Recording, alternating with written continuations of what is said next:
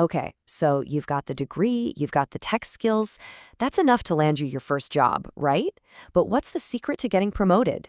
Well, that's what we're talking about today. It's the unwritten curriculum, and we're going to dive right in. Look, you've definitely put in the hours. You have the technical chops, no doubt about it. I mean, come on, you've built a full stack video streaming app, complete with different resolutions, user history, a custom dashboard. That's seriously impressive stuff. Or hey, maybe you're the one who built a whole learning management system using the MERN stack. We're talking video streaming, payment processing, the works. The point is, your ability to handle these big, complex projects, it's not in question. You've totally earned that interview. But here's the million-dollar question. With all that amazing technical know-how, do you actually know how to manage your manager? That is the real core of this whole unwritten curriculum. So, here's the bottom line, right? Your hard skills, your technical skills, they get your foot in the door. They prove you can do the job. But it's a completely different set of skills that's going to get you noticed, respected, and yeah, promoted. You've probably heard these called soft skills. It's kind of this catch-all term for, psychosocial abilities that work in pretty much any job. We're talking about critical thinking, working well with others, leadership. Think of them as the universal adapter for your entire career. You know what? Let's ditch the term soft skills. It sounds, well, soft. A much better name is power skills, because that's exactly what they are. See, your hard skills are the what, the technical stuff you do. But power skills, they're the how you communicate, how you work with people, how you solve problems. One is specific to your job, but the other, you can take that anywhere. And listen, this isn't just some feel-good, fluffy idea. A Nobel Prize-winning economist, James Heckman, he absolutely nails it. He says these skills don't just happen to be there when people succeed. They actively cause that success. So yeah, this stuff is a fundamental driver of achievement. Okay, so where do we start? Let's begin with what might just be the most important power skill of all, the art of managing up. It's all about proactively handling that relationship with your boss to make both of your lives way easier and, honestly, way more productive. So what does managing up even mean? Well, it's really about being observant and flexible. It means you're paying attention to your manager's communication style, you get what their top priorities are, and you can even start to anticipate what they're going to need next. You're not just sitting around waiting for orders, you're becoming this indispensable partner they can rely on. Okay, here's a simple 4-step way to think about it. First, and this is huge, always try to offer solutions, not just point out problems. Second, start predicting their needs. Do they always ask for a status update on Friday morning? Well, have it ready for them Thursday night. Third, match how they communicate. If they love short bullet points, please don't send them a giant wall of text. And finally, just respect their time.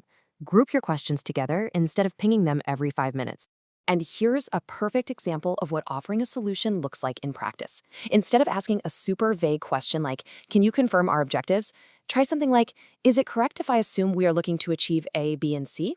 See the difference? The second one shows you've already done the thinking. You're just asking for a quick confirmation, not a whole explanation.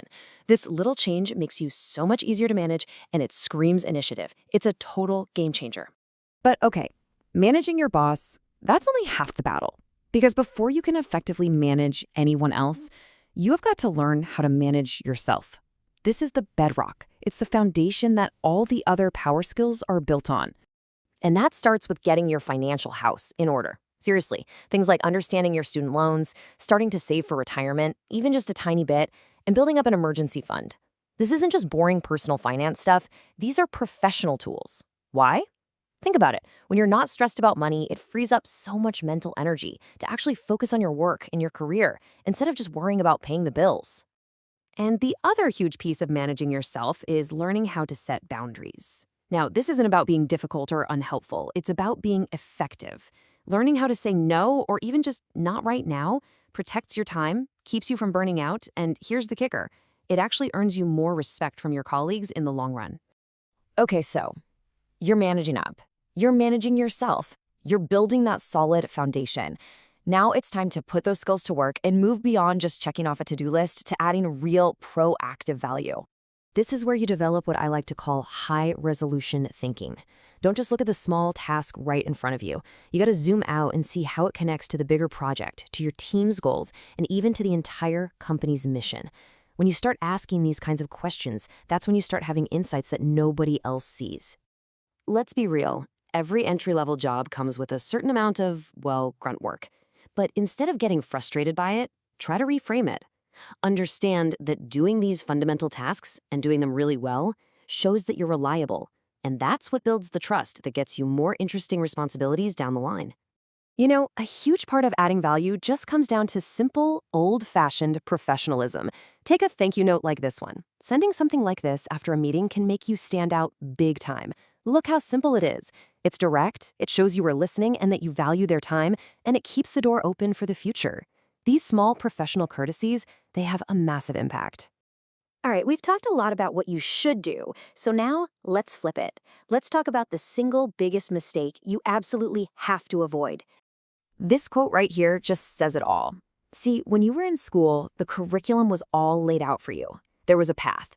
But out here, in the working world, your personal development is now 100% your responsibility. You own it. Your company might give you some resources, sure, but you're the one who has to go find them and actually do the work. So, the biggest mistake you can possibly make is thinking that graduation was the finish line. It wasn't. It was the starting gun. Your technical skills got you in the game, but it's these power skills that will decide how far you actually go. So I'm going to leave you with a challenge.